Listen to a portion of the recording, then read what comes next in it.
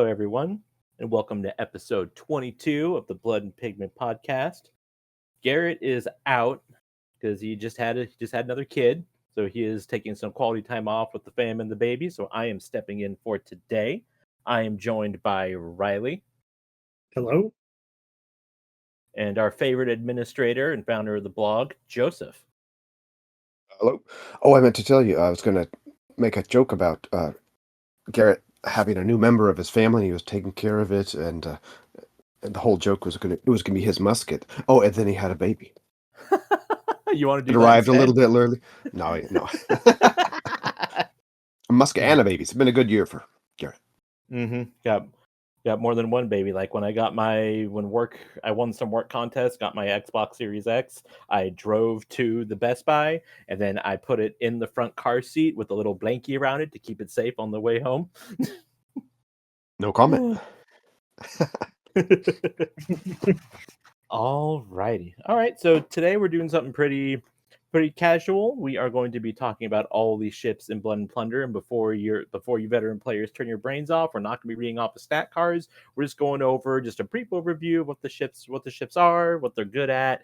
Just help veteran players hopefully make a decision when it comes to building a force, and help newer players kind of figure out what they would like to buy into since they're looking at all the fancy resin ships. But before we get there, we have some wonderful stuff to talk about from the hobby desk. We'll let Joseph go first. What have you been doing on your hobby desk, Joseph? Mostly pirating it for my son. He's been painting some, so I've been helping him out.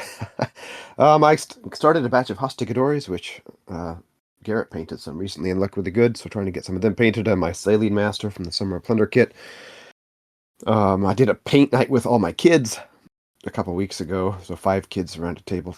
And I thought I would paint some, but that was stupid. I didn't paint any. I just helped them paint, which was good. It was fun. But yeah, I got my son started. I've been trying to get him. He's 13 now, trying to get him started on painting some of the Star Wars Legion stuff. He's been playing that for 2 or 3 years. And he finally got going. I told him he could go to this tournament next weekend if he had his force painted. So he's painted 35 Wookiees in the last 3 weeks. So it's been fun to help him with some speed paints, or is he doing acrylic slap chop and all that? I'm teaching him a couple different methods. Wookiees are pretty nice if you just do a zenithal priming with a couple different colors of browns, and you can use he's using the Army Painter speed paints mostly, but he's doing some texture paint on the bases and some solid paints other areas and silver and stuff, so it's been really good. Fun to see him finally take off on it. Yeah, I think that's when I saw my first miniature war game. I think it was Warhammer, I believe. I've been in a mall at 13 years old, I think. But yeah, that's cool. Keeping the hobby alive, one child at a time, right? 5 at a time. Oh, that's right, 5 at a time. My other kids painted cats and animals and little Dungeons and Dragons, hobbits and stuff, but it was good. Maybe I should send them some cows to paint for me for pillage. There you go. I have like 25 cows. They already helped me paint those a couple of years ago, actually. All right. Well, I've been working on desk as well. I got I think my grand total was I have about 49 resin sailors that are in my backlog that I'm just kind of working on. I'm trying to paint them to match the pictures on the Firelock website, just to kind of really push myself. I've been getting really good with the speed paints with a nice kind of a medium tip brush, and they've been looking really good. I just finished some Sea Leiden and some Enterplogue. I just finished some coppers today, and next up I think are Sea Dogs. I think Riley's been benefiting from your mini purge and replenish as well, right? Yeah, just a little bit. Got 40 sailors for me, Dan. Thank you. You're welcome. Real nice. Yeah, I worked on a small island fort this week. I got that finished up. I just need to get a nice can of matte varnish for it. But yeah, it turned out pretty cute, pretty nice. I'm sure we're going to have lots of battles on it, so that'll be great.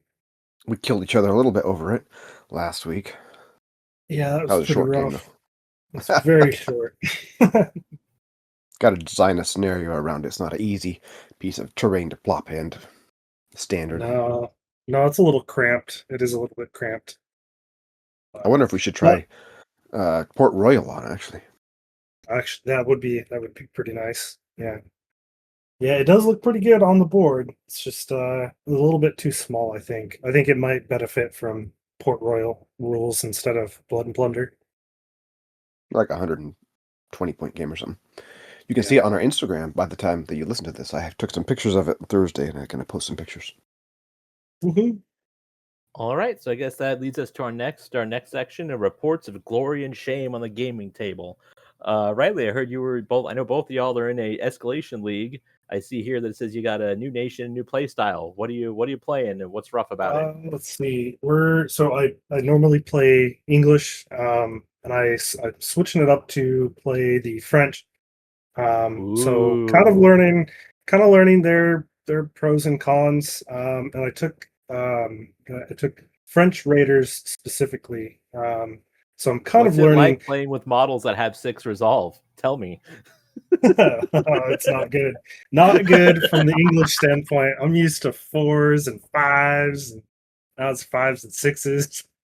And then I'm also, since I took the Raiders, I have the natives to kind of assist them. So it kind of feels like I'm learning two at the same time, two different nations. But Yeah. it's entertaining. I have the models from them or for them from Adepticon, so I kind of get to recycle those as well as add to them. So it's kind of fun. But yeah, so far it's going pretty rough. But I'm sure it's going to start to click here in the next couple weeks, just in time for it to be over. What's the biggest hurdle that you've been struggling with swapping to a new nation? Well, that resolve is pretty painful. And then trying to I don't know, trying to get my muskets in a better spot to shoot, to benefit from, like, trying to mix the scouts with the muskets and not just have a melee unit and a musket unit. Trying to have them be, um, I don't know.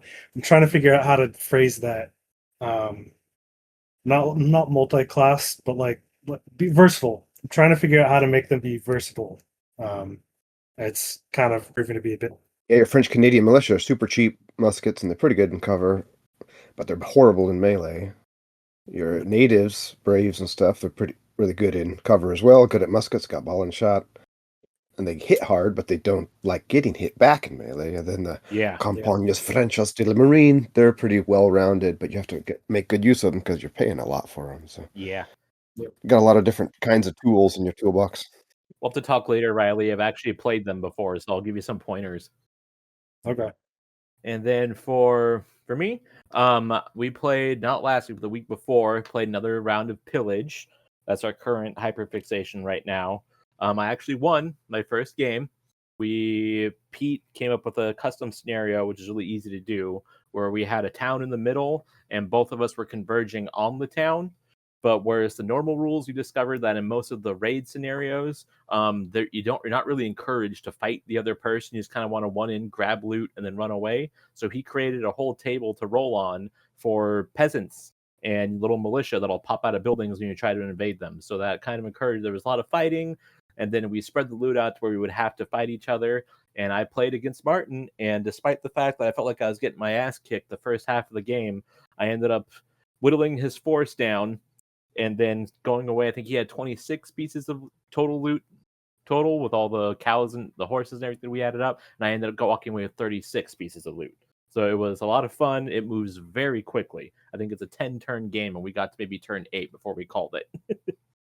How's the D6 treating you versus D10? I wish it was I don't know if I D10. can handle it. I wish it was D10, but there's also no reroll, so I don't really have to worry about quote-unquote averages because it's usually save or suck. I think like full armor with a shield, you're rolling a 4 up on that, which is going to be basically 50%. So even with full armor, it's still a crapshoot whether you're going to save or not. Like so many D6 systems just use a 4 up for things. I don't know. Mm-hmm. I was looking at Baron's War. I think it used the D10 and D6s. It sounded interesting, but I don't know much about it.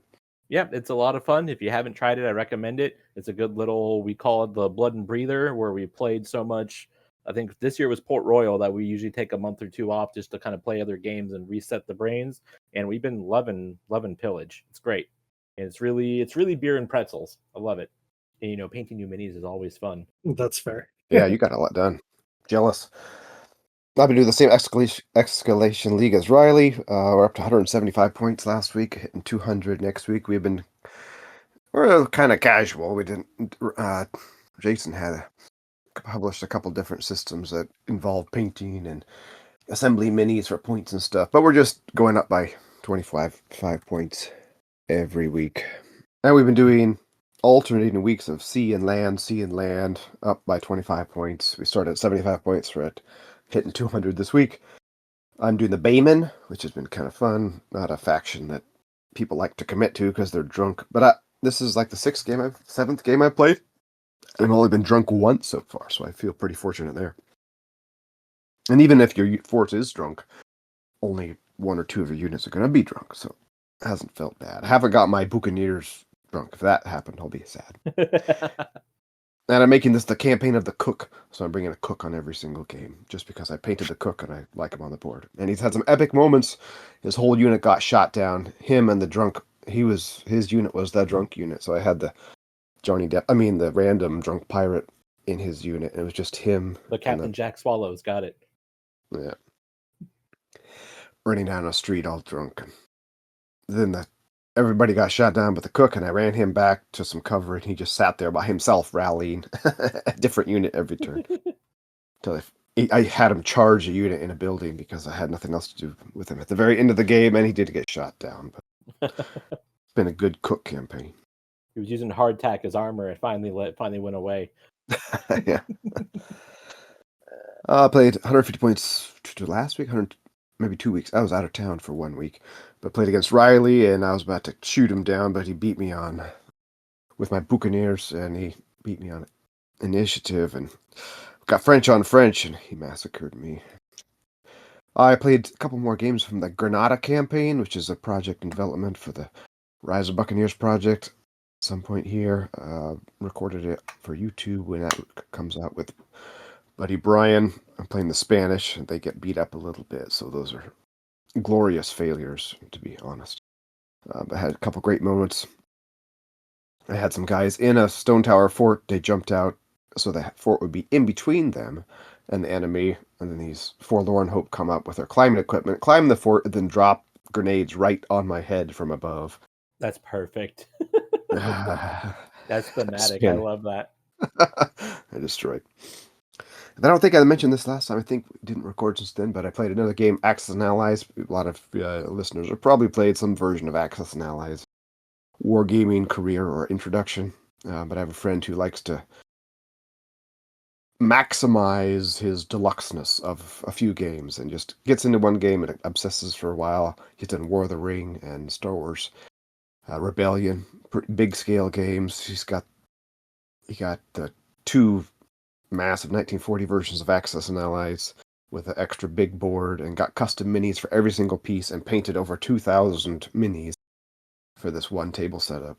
Damn. And has some custom rules and stuff, and played it over the course of 2 weeks. We did 2 about 5-hour sessions, and we got to about late. We started in 1941, I think, or 1942, right when. Anyway, I shouldn't talk about this too much, but it was an epic play experience. You can, like an 8-foot board, playing 4 nations each.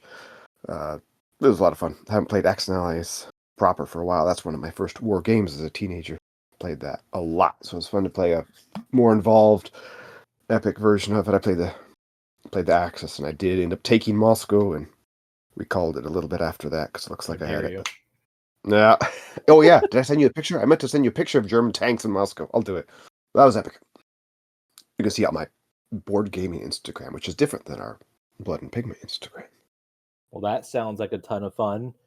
What books have you read? I know it's been a while. I think we got one episode up of our book review series. It's been hard to coordinate with everything else. Yeah, so we just need to do that. I know I've been reading Dutch Moment, and I've just got through the Imperial Decline portion. It's very big picture. And Yeah. it's kind of interesting.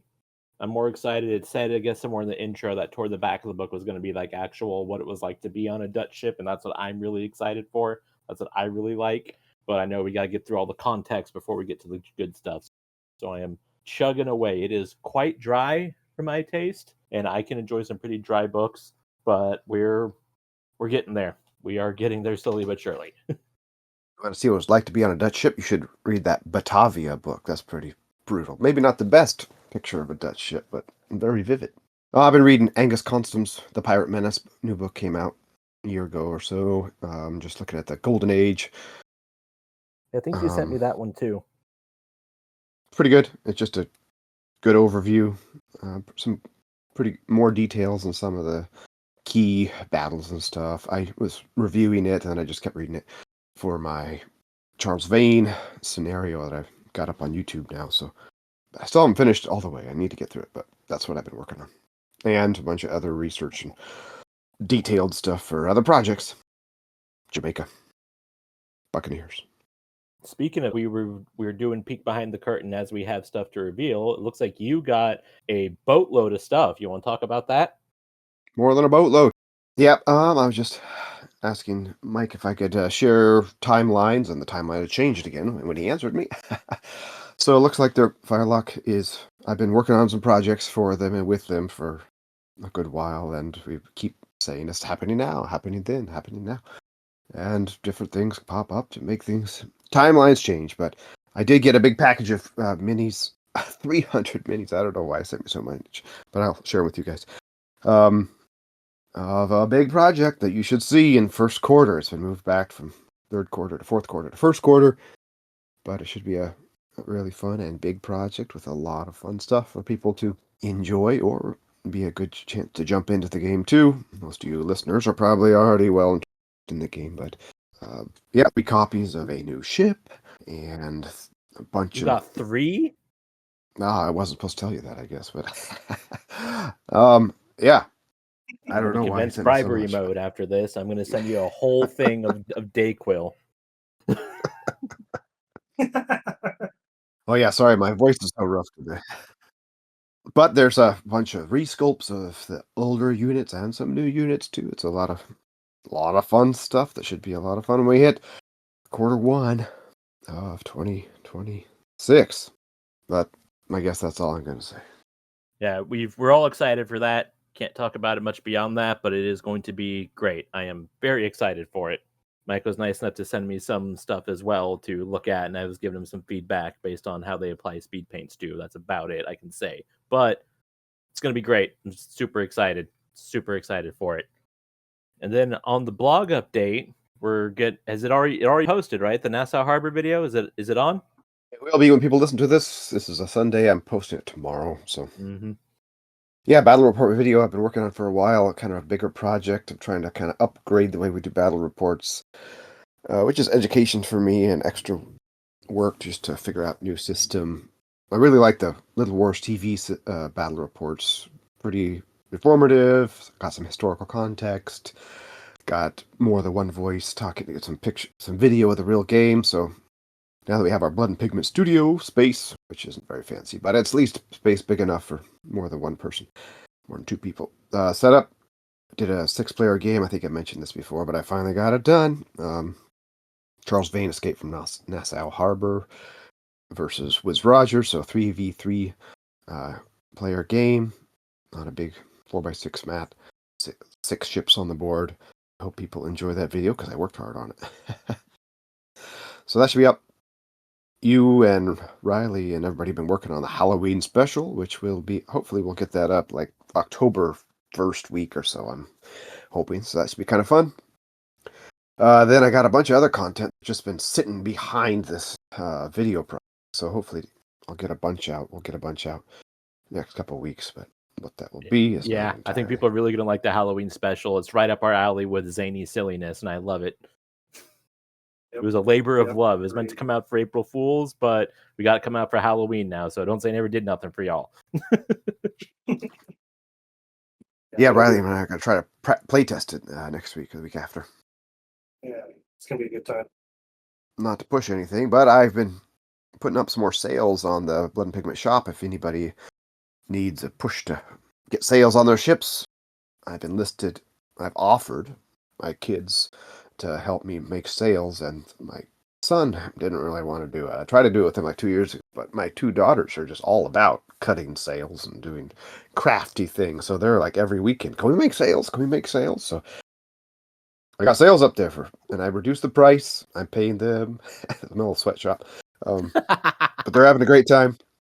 So if you It want is some a good sales, manufactory, Joseph. This is historical terms. It's a manufactory is what it is. I'm the factor. On the colony of Josephsville in Oregon. So check out our sales. Sell them for about $4 a piece. So a set of 5 sales, $20 or so. But if you don't want to bother with crafting, it's easy. We also sell the little string to elastic string. If you need it, man, I got all the tokens back in stock on our shop too. The activated tokens, which keep coming and going depending on how people randomly order. So fun stuff up there. That's it. So now we have had the potatoes part of our episode today. Now we're gonna get into the meat of it. So obviously, Blood and Plunder is a game that takes place in the 17th, 18th century. Ships are a big deal. So today we're going over all of the ships. We're not going through every single little minute detail. So again, don't turn your brains off. We're just going to go through each ship pretty quickly, talk about what it's good at, what it's bad at. Hopefully, again, help you veteran players make a decision for list building, and new players kind of a baby's first intro to how all the ships work. So there's a few baselines here to cover before we get into it. So there's lots of ships in the game. It is hard to collect all of them as they can be expensive since a lot of them are resin. Don't get me wrong, they are fantastic and I love them, but they are a little pricing and you got to store them all. I have in our kitchen, most of the storage space on the side of the wall are my ships. So be prepared for that. But it's nice to have It is a real estate commitment. It really is. You gotta have a shipyard almost, especially if you keep all their masks on. Mm-hmm. It is nice to have a little diversity of different styles for forces and games. When you're first starting out, we always recommend Rule of Cool. So whichever ship calls to you, guide by that one. If you want to go straight into the Galleon, I mean, all power to you. I know I started off with a light Independently frigate. wealthy, for sure. Yeah. If you're John Hammond and spare no expense, grab a Galleon and have fun. But I started off with a light frigate as opposed to a sloop. That's where my baseline started, and I loved it. It really helped me get into the game. But again, for the ship baseline, the ships are all pretty flexible overall. Too big of a ship isn't a crazy liability unless you're trying to bring like a Galleon in like a 75-point game. You know, that's a little silly, but you can really do it if you really want to get into it. And most of the cost goes into gunning and manning. So all the ships that are size 2+, which refers to how many decks they have, they range between 8 to 26 points, but gunning the big ships can cost hundreds and hundreds of points depending on what you're doing. Trying to kit out a heavy Galleon with all heavy guns is a lot of points, so that is reserved for much larger games. We're hoping just to cover kind of what is the ship good for, is it weaknesses, is it a good purchase right off the bat, and then good for a specific nation or tactic. Keep in mind here that all the boats are basically, so those are the size 1 ships technically. They are basically flexible across all point ranges. So if you're playing a 300-point game, you could totally be viable with 300 points worth of boats, depending on the faction. But from there, the size 2s, they're really good in between 75 to 200 points is kind of where you're pushing it. Size 3s are really good at 150 to 250 points, and size 4s are good at 250 plus. Again, these are kind of our experience, but if you want to be that silly guy who brings a 25-point Galleon to a 75-point game, do it and send us pictures. I want to see it. Do you have anything to add to that? Any little nautical tidbits? That's good. How many do we have to do here? 1, 2, 3, 7, 9, 13, 15 ships. That's a good number. And some of these ships do have what's called alternate rigs, where there's more than one way to play the same hull. So when we lump them all together, we'll tell you if they're alternate rigs. They just kind of will change little characteristics about the ships. They use the same hull. So if you buy something like a brigantine, you can play that as a brigantine, a privateer brigantine, or a sloop of war. You can use them all in the same hull, which adds to the value of the ship, which, like I said, we'll get into, but just so the newer players are aware. So we will start from the smallest of the ships, the boats. The smallest boat is the canoe, or Canoa. There are 2 versions of the canoe, but they have the same stat card, basically, which is interesting. There's the dugout one, like just a big log, and then there's the birch bark one that's thematically more fun for the North American context, but as far as the game goes, they're interchangeable. But they have a slightly different hull shape size, and you can fit more men in the birch bark canoe. So it's kind of just a what do you want, or what do you want it to look like, or do you want to fill it more? If you want to fill it more, birch bark is a little better. The canoes are fun. You can do a lot of things with them. Buccaneers actually used canoes a lot, canoes and piraguas. So if you want to do the classic Blood and Plunder with 17th century buccaneers, is a fun way to do it. They're fun because you don't need to use the sweeps. You can put guys in them and they can chug around with the paddles and still use all the musketry. I enjoy doing that. They aren't particularly strong necessarily. You really don't want to get, like, all boats don't want to get rammed by a larger ship because you end up losing a significant portion of models just from getting rammed, which is no fun. But I do a lot of natives with canoes. I like to. It's interesting, totally different play style where you put a different unit in every canoe, and then you can manage each one individually. You have to think quite a bit different than doing a big ship, but it can kind of freak people out because they don't know how to go up against a swarm versus one ship. So in tournament settings, I've had people be cautious against me versus canoes just because they're so different. You don't get hard cover though, so that's rough. They're really hard to hit with cannons because they have that low profile trait, but grape shot rips them up pretty good. So a lot of fun. They're really good for a small game, and then if you know what you're doing, they're good for a large game, or at least want to try that kind of swarm approach. They're difficult to take over another enemy ship with because you have to coordinate all the canoes being kind of in the same place at the same time to board, and once you have to grapple multiple ships. But again, people don't like to sail into a fleet of canoes because they don't know what's going to happen. Great for Native Americans, great for buccaneers. If you're doing something offbeat faction like the Maroons or something, the dugout canoe would be authentic, but you could use any boat you wanted for them. And you can use them for factions that don't allow size 2+ ships, so it's a good multi-purpose boat, and it's very cheap. 2 points. But as you play larger games, you have to get a lot of, like, 6 or 8, which starts to add up in the money department too. So you kind of have to commit to that tactic for everything you're going to do. I've said too much. There's a canoe. Next, we have the longboat. The longboat is another one of the cheap, smaller ships or boats. It is really useful for doing smaller games where you have a smaller point value, or like Joseph's talking about, having them split up and having a bunch in a force. They're also very handy for doing amphibious scenarios. So stuff like landing on beaches. They don't have a draft value, so they're able to just park right up on the water line, which is very nice for doing those kind of scenarios where you're landing on a beach or you're trying to get out of water onto a land. So they're a lot of fun. You're also able to split units amongst them into other longboats. So it's kind of handy. But yeah, that is a longboat. Randomly, longboats are actually really good for natives too because they gain the paddles trait with natives and they can hold a few more guys and they aren't unstable. So if you want to get a power level upgrade for natives, use a longboat, but it doesn't look right, so don't do it. It also has sails when canoe does not, so you can ignore the paddles if you want.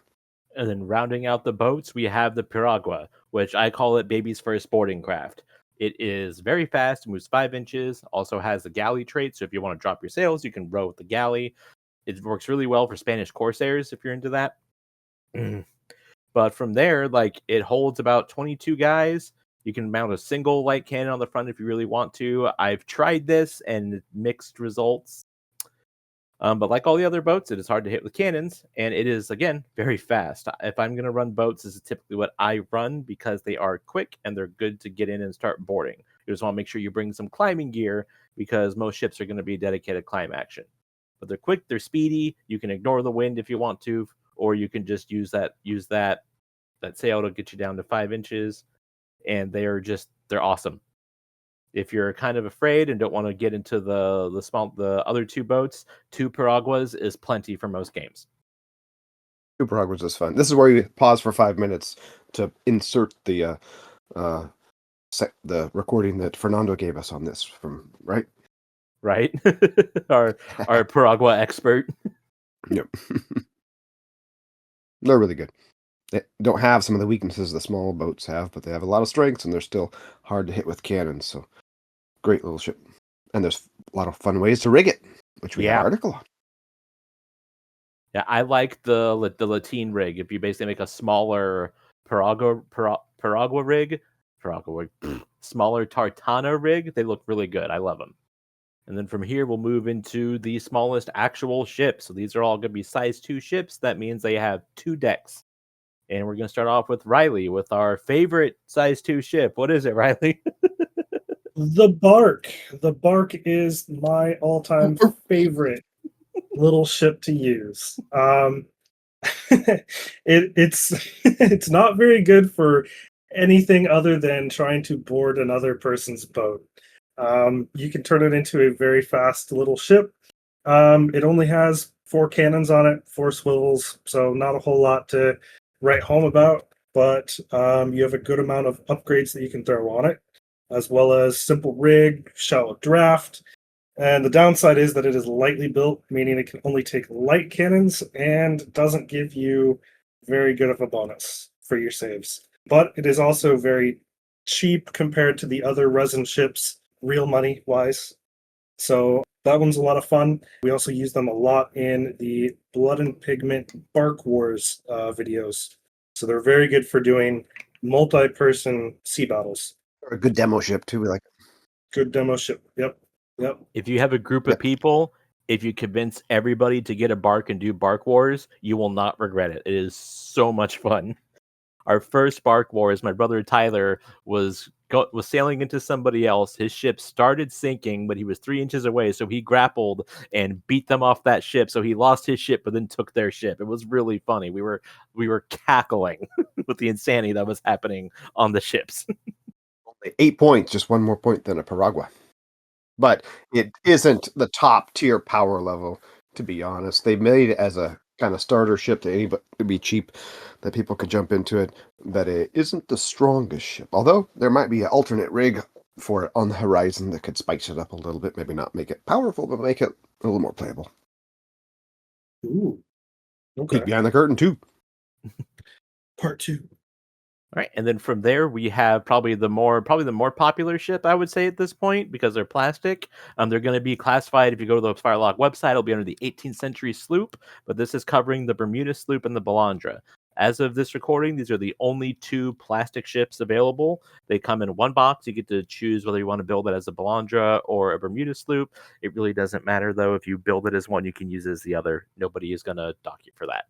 But they're really fun. They're smaller, more heavily armed sloops. They pack 8 guns, and they got 4 and 4. So they got 8 swivels. Yeah, 1, 2, 3, 4, 5, 6, 7, 8. Yeah, Yep. do math for a second. 8 swivels. They are very heavily armed. The Bermuda sloop is a little speedier. It's a little more expensive. The Balandra is a little slower, but it's a little tankier, so you can kind of pick your flavor from there. They take speed paints really well. Once you get past the assembly, if you're having trouble assembling your plastic sloop, we have a whole video dedicated to that Joseph did that is really, really good if it's your first time building something like that.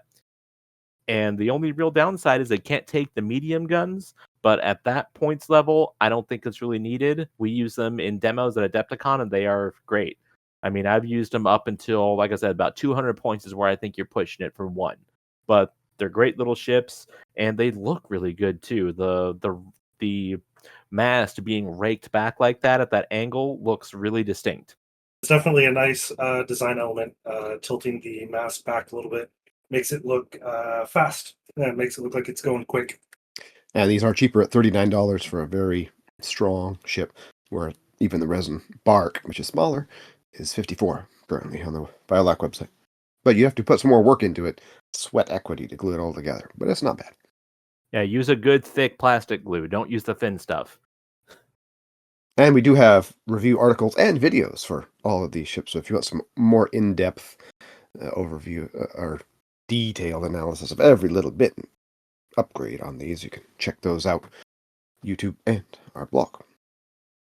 Next, we got the Tartana, which is kind of a weird ship. It looks a little more Mediterranean, has those Latine sails, and it has this kind of a different shaped stern. I don't know what you call that. And It's the But best looking size 2 ship. Don't at me. it is the most unique looking size 2 ship. And it can have medium guns, which is kind of a big deal. And it does 4 swivels in the front, 2 in the back. So it's pretty well armed, and it doesn't have a lightly built trait. So this is your first like big boy size 2 ship, but it's not that big a ship. But you can do regular shippy things with it. It's really good at sweeps. It can go fast with sweeps. Kind of its main claim to fame.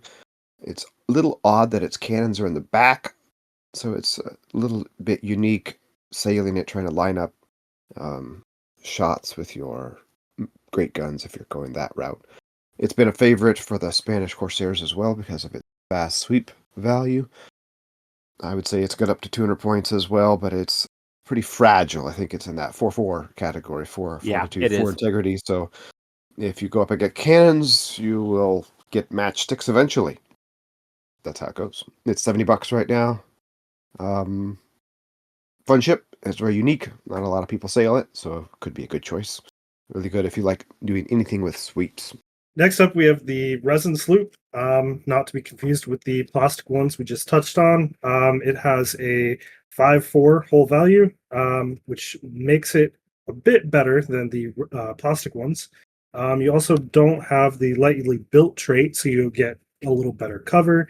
You're able to take medium guns instead of light guns, which is a big plus for this ship. It also has 2 alternate rigging setups. You have the heavy bark, which gives it an extra set of bubbles, which is pretty cool. And then you lose the aft and fore rig, which kind of sucks, but that's a little trade-off. And then the privateer sloop, you lose a set of your bubbles, but you get the swift trait, which is pretty handy. I have a heavy bark, and it is one of my favorite ships to use when I'm not running the bark. So I'm usually bark one way or the other. But those are a nice little setup. The only downside is that your sailing or your sail setup for that ship kind of differs if you want to try and do the different alternate rigs. But I think I've seen some people use different magnet setups and stuff to switch out your masts, which is pretty cool. I love the resin sloop. I play it a lot, and even though it doesn't have as many swivels, that's a little less important after swivels got nerfed a bit. But those 3 medium cannons, I love this at 200 points. You can do a lot of cannons. You can do a lot of guys on the front deck. Back deck's big enough to do your utility guys back there. Some swivels if you want, and it looks great. I like the big gaff sail like that. Love it. This is good for anybody basically that can do ships. Yeah, I would still argue that the resin sloop is still the best starter ship to start out with. If you don't get the 2-player starter set, if you're just looking to buy in kind of manually, that resin sloop is probably the best bang for your buck. You can use that in like 99% of your games. Best bang for your $82, but yeah. I love it. It's really good. Next is Bark 3. You got to get one of these, Riley, if you don't already. Barco Luengo. This is a very odd ship, and it's a lot of fun. But its claim to fame is it has chasers in the front, and you can put medium chasers in the front. It's still a small ship, 2 decks, and it's actually smaller than the sloop we just talked about. And it's lightly built, so you get normal cover, not heavy. And you only can do light cannons, except it's a medium gunship. It has a new trait. So you can put medium cannons in the front, so you can just point this at things and delete stuff. Hit stuff pretty hard. And it's really good under sweeps, too. So all those other factions that like sweeps, the Spanish Corsairs, and there's another faction out there that enjoys that. This is really good for them. It's pretty cheap, too, $70 real dollars, and it's really easy to rig because it only has 2 square sails. Pretty little ship, but yeah, it's odd. It has 2 light cannons in the back and a pair of mediums in the front, and this is kind of cool. It's really cheap in points because you can use the 2 cannons in the front. You buy 1 pair for, but you can point both of them at 1 target rather than paying for both sides and pointing 1 at a target. But you have to be careful. You can get yourself in trouble because with chasers, you have to point at people to shoot them, which puts you in danger. You always have to keep in mind, where are they going to move? Am I going to get raked? Because if you get raked, your chasers won't have any people to shoot them anymore.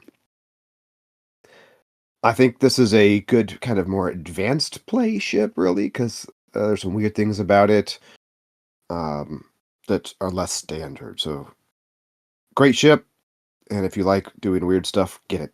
Or if you have played some of the other ships, I want something a little wonky, get this. You can fit quite a few guys on it, but it's not quite as big as the sloop, I would say. But it's I really like putting sweeps on it. Sweeps help you maneuver really well, so you can point your chasers at things. I've used that tactic in an amphibious game where you just keep it right off the shore and you can angle any way you want with sweeps and just shoot people in the bushes with 8 shots, a grape shot, and it hurts. And then this is a weird one.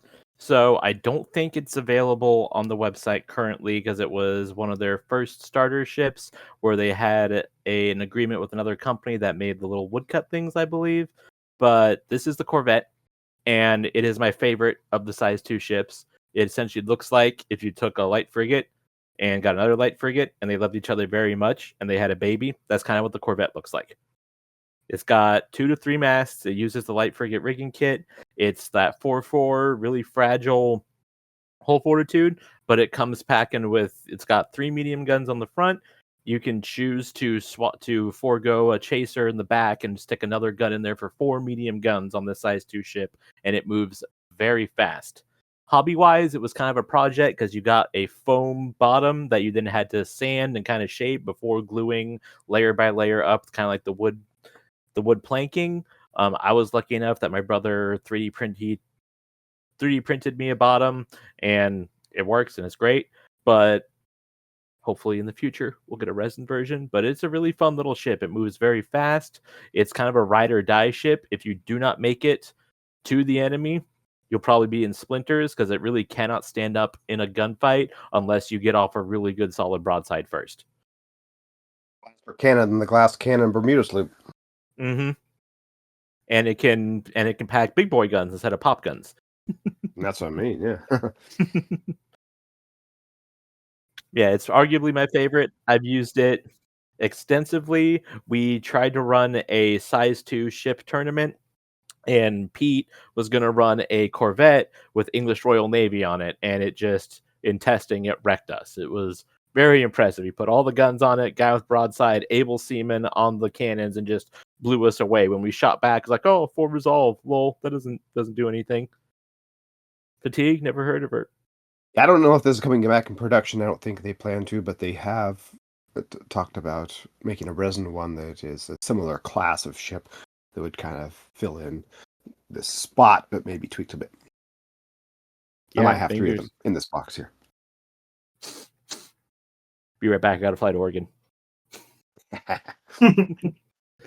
Peek behind the curtain 3. Yeah. Triple threat. All right, so those are the size 2 ships. Now we're going to get into the 3-deck ship. So this is I guess it's not the smallest class of ship at this point in time, but these are the next step up. They're going to have 3 decks. And once again, these kind of best bet ranging between the 150 to 250 range as far as points wise. But again, you can take these in smaller point games if you want. I am going to start out with the Brigantine. It is the mediumist ship of I would say ships in general. It doesn't have any straight up weaknesses. It doesn't have any super strengths. It's got 4 guns on the Virtu deck, so a 2 and 2 spread. I guess it's 8 guns, 2 and 2 spread. I like that because tactically, a lot of these ships have 3 and then 2. So if somebody manages to immobilize or get rid of all your guys on the middle deck with 3 guns, it basically cuts your firepower almost in half.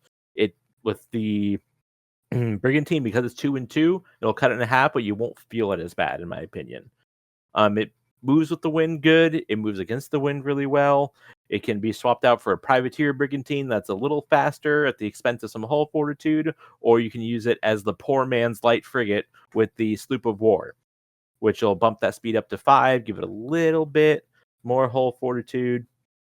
I actually think it's the same. 4-6, 4-6. Yeah, same hull fortitude, but it's got square sails, some little tweaks here and there. But overall, it is a good ship. It looks distinctive, and I think there should be more brigantines on the table because it is a beautiful model and it's a good ship. It's just not as flashy as the light frigate, and it's not as handy as the sloop. It's again kind of in that weird medium in between area. And when we talk about alt rigs, we hadn't really explained it, but when you buy a ship, it comes with one stat card, which is its basic rig. But then the No Peace Beyond the Line expansion has some alternate rig you can use, and they have published cards, but I don't know if they're available right now. But you can buy a pack of all these alternate rig cards that you can use your old holes in a slightly different way. But it's all on the Force Builder website. You can see all the stats and stuff there, but they're included in that No Peace Beyond the Line, and those stat cards should be available again pretty soon if they aren't already. But yeah, I like the Brigantine. It's great for 200 and 250, but 200 is probably my favorite place for it. Mm-hmm. Yeah, if your buddy's got a sloop, you want to be different, grab a brigantine. You can play with each other, and the pros and cons even out really well. It's great. But you can play it less too. It's fine. Mm-hmm. Just has capacity for 6 units, which is more than you need in a smaller game. 4 swivels in the gun front is good too. All right, Joe, you want to talk about our favorite bathtub? The Flute. Flute is kind of another unique ship. I get in all the weird ones here. It's big, it's heavy, and it's not very fast. But it has a lot of advantages or little things that are interesting that make it actually a decent warship. We saw a lot of them at Adepticon, didn't we? Yeah, they all came out of the woodwork at Adepticon. Like 5 flutes in the table. They're big, and they have like a subsection in the back, and it's quite raised in the back. They're kind of hard to board because of their high freeboard, we'll call it. And you can put a lot of guys in it, and it has 2 cannons per deck, all 3 decks. So you can kind of run it pretty cheaply. You don't have to have massive units like a ship with a larger deck with more cannons. And you aren't going to get all your cannons deleted by one unfortunate shot at your ship because they're all spread out. And it has 4 swivels in the front. And it has the whip staff, so you don't have to keep a unit in the back to still sail it fairly well. It's a 4-speed with a -2 windward. So if you want to go windward, it's pretty rough. So that's its biggest drawback, and it looks like a fat cow. So that's another drawback. And it's expensive. Real dollars is $216 just because it's such a massive piece of resin. But it's a fun ship, and it's definitely tactically viable. We saw some people do some great things with it. It has 1 alt rig, I think, the Privateer Flute, which is just faster if you put guys on the rigging, but it is a little harder to fend. It has less hit points. The basic rig has the heavily built option, which is quite good, especially at lower point levels. Cancel the first incoming damage for cannon volley every time. Broadside. So that can be fun. You can play this at 300 points quite handily. I've done it. It looks good for the Spanish. The Dutch are kind of where this sits most thematically. But there was pirates that use flutes as well. So you can do it with whatever you want with it. And it's very viable. If you want a big ship but don't want to spring for the Galleon that costs twice as much, this is kind of the big bulky option besides the Galleon. Putting some ship upgrades on it to reduce its windward value penalty is a good option to make it work a little better. Yeah, it really shines if you're building a pure musket list because it's elevated. There's actually a rule for that gives penalties to the save if they're 1 inch below you or more. And the ship is so tall that it loves guys with muskets. I think we saw a lot of that at Adepticon as well. It's a good ship. It might handle like me after an XL pizza becomes a personal pizza, but it's really good. And now we're into the real warships. I would argue probably the most popular ship in the game. Yeah, the light frigate. The light frigate's a really good ship. I think Dan, you mentioned earlier that you jumped straight to the light frigate, right? Mm-hmm. Yeah, that's definitely a fun ship. It's definitely a good upgrade if you have a Bermuda or Balandra. Jumping up to the light frigate is good because that puts you at a point where you can play smaller games with your sloop or larger games with your light frigate. You could even shoehorn it into smaller games if you're taking less men on it and turn it into more of a musket platform or something. But it has a lot of cannons on it, which makes it good for doing your classic cannoneering type list. It definitely has a good amount of hull value on it. But if you're crunching for points, you can take a merchant frigate, which is another alternate rig, and you scrap off the top layer of your hull value, but you drop it down 4 points. I think it's about 4 points, which is kind of a interesting trade-off, but it's there for you cheap point guys.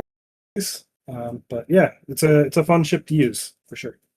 It's the first ship with 5 fortitude, which just makes it a whole level up for hitting with cannons. It's tough nut to crack. And it's fast. And it's big decks. Yeah, I won the Adepticon tournament this year with a light frigate, actually. Always good. We saw a lot of light frigates at the Adepticon tournament as well. A lot of flutes and light frigates. Yeah, the light frigate holds 79 models without, if you're not putting cannons and stuff into it. 79 is a lot of models. It's almost the same as the flute. Yeah, mine I think had 57 models on it for my list for Adepticon. I packed it full. I think I had about 60 on my flute. Ridiculous. So we'll go into now the 4-deck ships. These represent, again, as of, I don't think they'll ever go bigger than this, but just in case, these are the largest ships that are currently in the game. And the first one that we're going to touch is my personal favorite, is the 6-rate frigate. It's if you took a light frigate, added another deck to it, and that's basically kind of what it is. It's got the same hull fortitude, the same sailing profile. It's basically an upgraded light frigate. It's not quite as firepower focused as the Galleon, since you can only take a limited amount of heavy guns, but it is very fast and very long. If you're using this in the attacker situation and you are sailing at full speed, it can cross a lot of ground really quickly because of its length. When me and my brother played a 6-rate versus Galleon fight, we rolled encounter and went straight at each other. I was boarding on turn 1 because of just how stupid long the ship is. But it's also really pretty, and it makes for a great hobby project. And it's a lot cheaper than the Galleon, and it takes a lot less time to paint because it's so low to the water compared to the Galleon. The Galleon is a big hobby project, but this one looks like a warship, it plays like a warship, and it's not insane as far as getting it painted. And it can pack a serious punch. You can do a lot of different things with it as far as tactics at sea, but you can really pump it full of cannons and do some serious damage. Even a bunch of light cannons. I ran a list where I put 9 pairs of light cannons on this thing and squared up against Martin, who had a light frigate with some heavies on there with Pargo and then some mediums.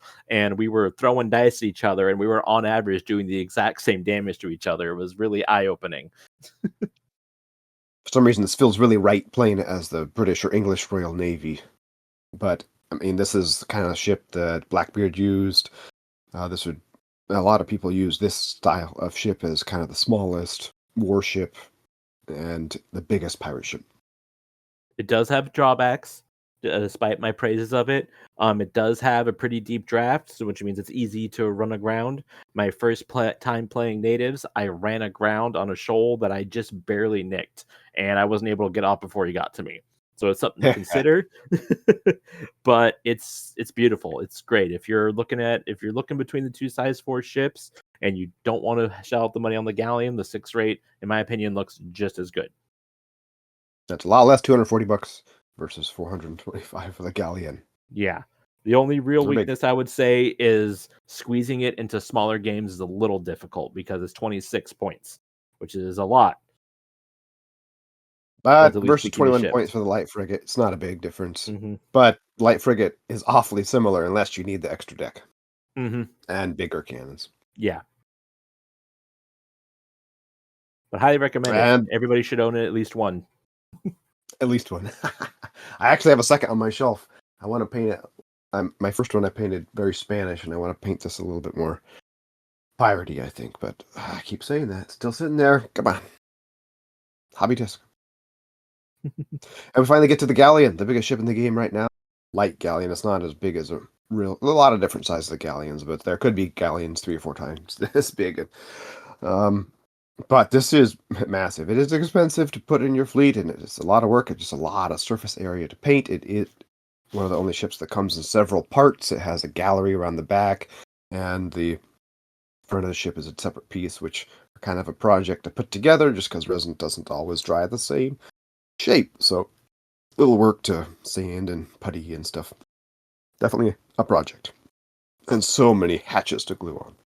But if you want to go for big games, and if you want to go for overwhelming cannon fire, there is no substitute for the Galleon. It's tall, it holds a ton of models, it has the subsections under the decks where you can put more models. It has large decks, and it's hard to board. It's pretty slow, same kind of sailing capacity as the flute, but it has even less turn value, so you can't move your turn. It's not very nimble. And it's not very fast, but it can still go 4 downwind, and you can upgrade it with a bunch of sailing upgrades to go up to 5. It's not slow if you just need to go point A to point B, but if you're having to deal with weather or do any fancy sailing, it's pretty clumsy. But you can use it. I've used it in 150-point games. And just put a bunch of guys on it, and it's kind of scary looking, and you have sometimes a height advantage. You have to be 2 inches above the enemy, so if they're using a significant ship, you won't always get that. But it looks really cool on the table. But yeah, you just understand it's very expensive, and it's a big hobby project. It took me several months to finish out this project. Only 25 points in game, which is 1 point less than the 6th rate frigate. Which a 6th rate frigate is faster, more maneuverable, has significant advantages, but going up against a Galleon always seems harder. Seems pretty tough. But it's an epic piece. It's a showpiece. You want to put it on a table in your living room to enjoy it if you're going to spend that much money on it. Awesome. I think as of right now, it's the only ship in the game that can take 100% heavy guns. Yeah, I can take like 24, 22 heavy cannons. I played a game with Guy 1,000 point, all in one ship, Galleon duel. And the game starts to get weird at that point. 1,000 points, all heavy cannons. Whoever shoots first, well, not quite sure. But I shot first, but I was further away, and I flubbed a bunch. And he shot me back with strict and one range shorter, and pretty much killed my entire ship in one volley. Cannon. Damn. So, yeah, I got like 16 critical hits. I'm like, okay, we're dead. It sunk my ship in one volley. It was insane. I have the battle report up on the blog. Look at the 1,000-point Galleon duel. So 1,000 points might be a little bigger than the game is fine-tuned at. But if you're looking into the 300, 400, 500, this is perfect ship for it. And it's really good for scenario games or like 1 versus many. A big force or 2 people having forces on the galleons, and pirate sloops trying to take over the Spanish treasure ship. That's iconic and a lot of fun. Great for convention. You can have. And we got 2 galleons on the board. We're trying to get like 5 galleons on the board. People have them. Riley's working on his. Guy has one. I have one. Don has one. Adam up in Seattle has one. We tried this year, but we only got 2 out of the 6 we were hoping for. But having a Galleon fleet, that's the goal. That's it. That's all the ships. We did it. Yeah, so I hope this is a nice little primer for those looking at the ships. Gives you a nice little kind of easy go through. Obviously, I think we have reviews for all these ships. Yeah, we have all of it, right? Have we touched all the ships, even the Barco? Yeah, all of them. We have reviews on all of them on the blog. So if you want more in depth and the nitty gritty, go there. Go to our blog. Or YouTube channel. Got videos too. Yes. Watch the YouTube, please, for the love of goodness. Watch it. It's good. We pour a lot of love into those videos. Some of those videos are getting kind of old, but yeah. Yeah. All right, so announcements. Looks like we have one for the Great Pirate Paint Off starting January 1st. Is that still accurate? Probably. I think I'm going to run it again. But yes, convention season's kind of over for 2025. Not aware of any. I'm sure there is some out there, but we don't have any on our list that we're going to, so we don't have any down. But a tournament happening in your area or soon, let us know. We'll try to highlight it for you. But yeah, Pirate Paint Off. I think I'll do it the same format. Not sure. But starting January 1st. Right, and then we have Adepticon 2026 coming up March 25th through the 29th. I know I am going. I already bought my train ticket, so I for sure will be there. It's always fun. It's kind of like the Blood and Plunder meccas, I think what we've been saying. It's great. It's gonna be probably the biggest event of the year again next year. Probably we'll see. Mhm. I'm planning on going. I know Riley might not make it this year because of work, but if you want to come to the probably some of the biggest tournaments of the year and biggest gathering of Blood and Plunder players, that'll probably be it. For more Blood and Plunder content, go over to bloodandpigment.com and check out all the material there. We're getting more articles up there this month, and we got a huge backlog of stuff for tactics and ship articles, like we mentioned, and reviews for factions and nations and hobby guides as well. Battle reports, go check it out there. Also, make sure to check out the Patreon that we have at patreon.com/bloodandpigment. And check out that video on YouTube that I just posted, the big vein scenario. Give us some feedback if you like it or don't like it.